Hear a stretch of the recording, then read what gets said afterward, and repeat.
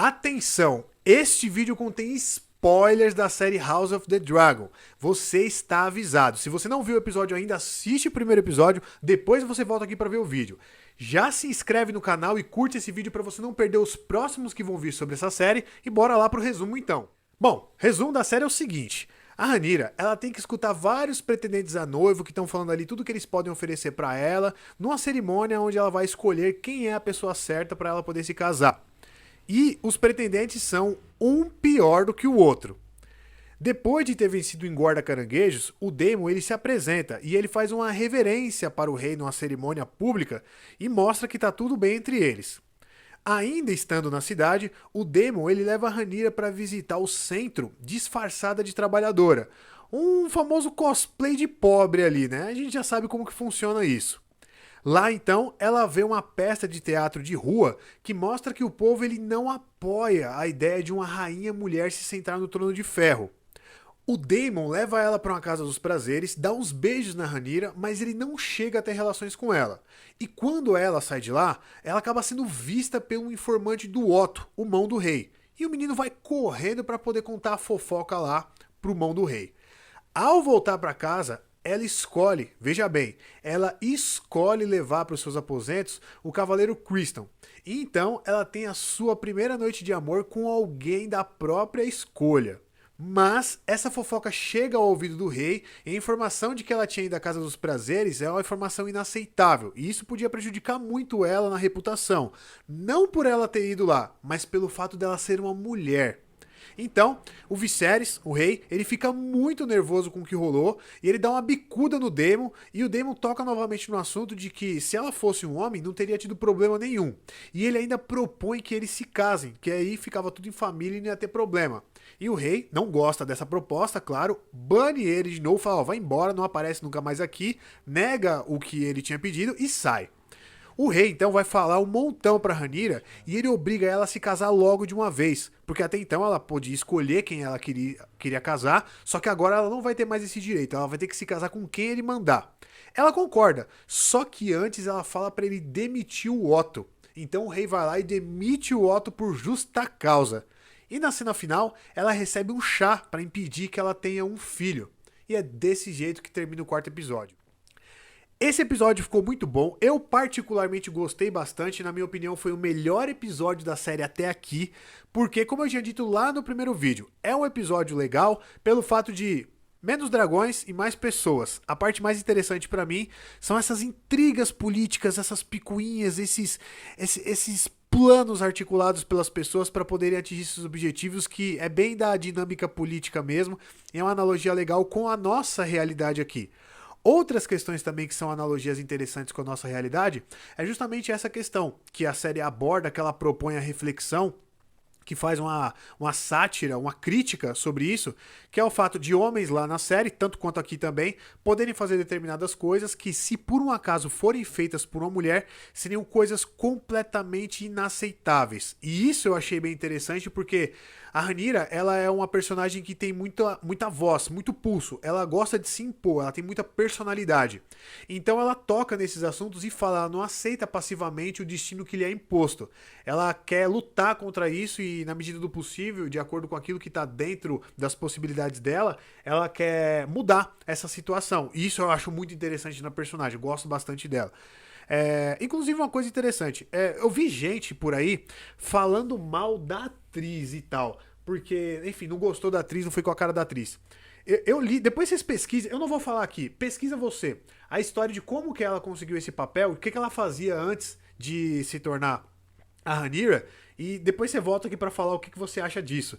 Mas eu particularmente gostei bastante, principalmente pelo fato dela ser uma pessoa comum, uma pessoa que se parece com alguém que a gente conhece no dia a dia. Eu gosto disso porque traz mais realismo, mais verossimilhança pro personagem que se apresenta ali. Eu gosto bastante disso, particularmente. Outra questão interessante é uma dualidade que o episódio coloca quando ele vai e fala sobre, enfim, quando ela aborda sobre as obrigações do casamento e como que ela vê isso de maneira negativa, como que ela vê o casamento como sendo uma forma de prisão para uma mulher e nem tanto para o homem que está dentro de uma relação conjugal ali. Eu acho essa parte muito interessante porque isso acontece no momento em que ela tá lá na Casa dos Prazeres. Acontece em outros momentos no episódio, mas acontece no momento em que ela tá lá na Casa dos Prazeres e ela vai e fala sobre isso com o Damon. E o Damon diz pra ela que o casamento também é uma prisão pro homem.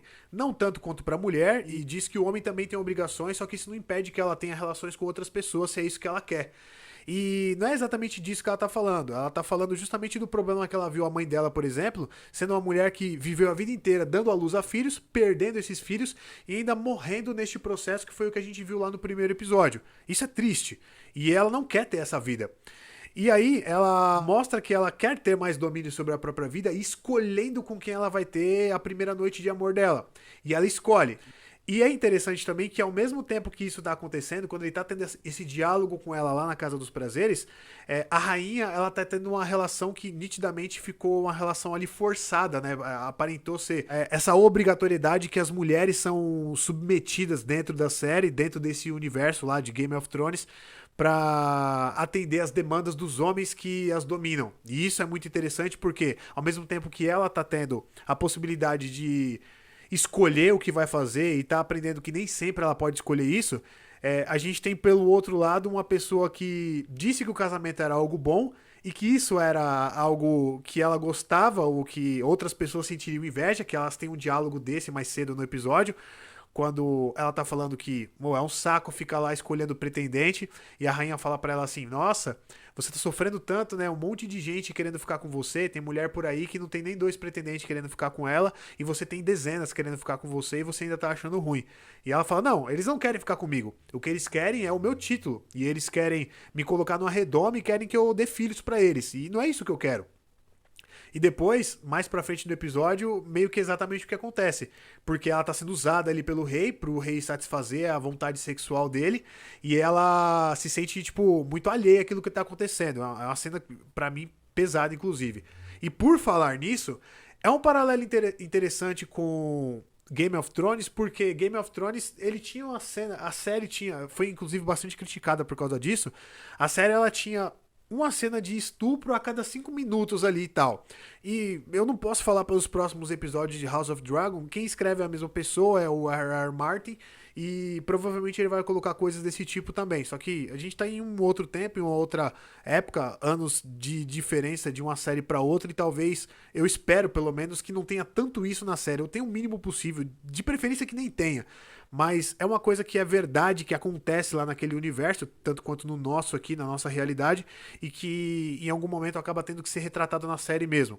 E é bem incômodo, bem digesto mesmo essas cenas ali de violência sexual, de estupro, e é uma parte bem pesada, pior do que as partes gores da série. Outra parte interessante também, bem legal, são as analogias da doença do rei com a doença do reino, que isso eu acho sensacional, eu acho interessantíssimo. Na medida em que vocês, quem tá acompanhando tá vendo isso, na medida em que o rei ele vai ficando doente, vai ficando pior, vai se deteriorando a situação dele, concomitantemente a isso, vai ficando pior, vai se deteriorando as relações políticas e sociais dentro do universo, dentro do reino, do universo de Game of Thrones ali dentro do reino. Cara, isso é muito interessante porque lá atrás ele tinha feito um corte, né, quando ele estava sentado no trono. Isso foi interessantíssimo por ser uma analogia ao fato de o trono está te matando.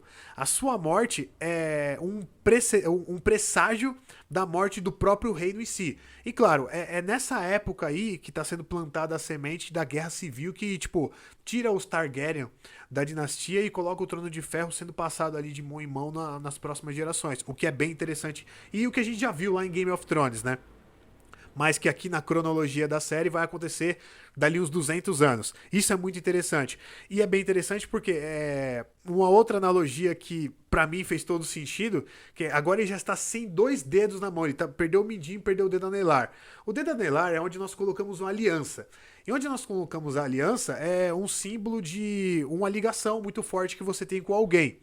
Ele perdeu esse dedo. E isso é interessante porque essa ligação muito forte que ele tenha com alguém pode significar a relação que ele tinha com o irmão dele. E ele perdeu essa relação que ele tinha com o irmão dele.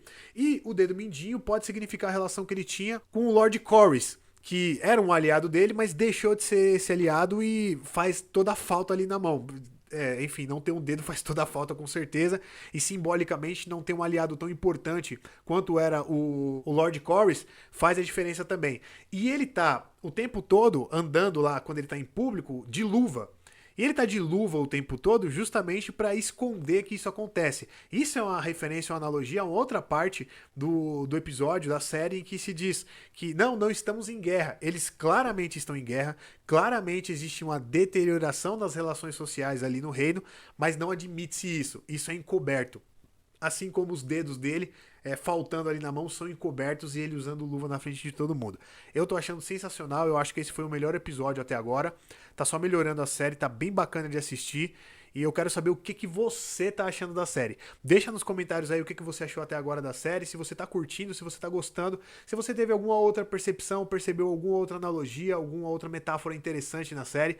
Não se esquece de curtir esse vídeo, assinar esse canal, para ajudar o Alfabeto Pop a crescer e trazer cada vez mais conteúdo bacana como esse para vocês. A gente se vê na próxima, um forte abraço, falou, valeu e até mais.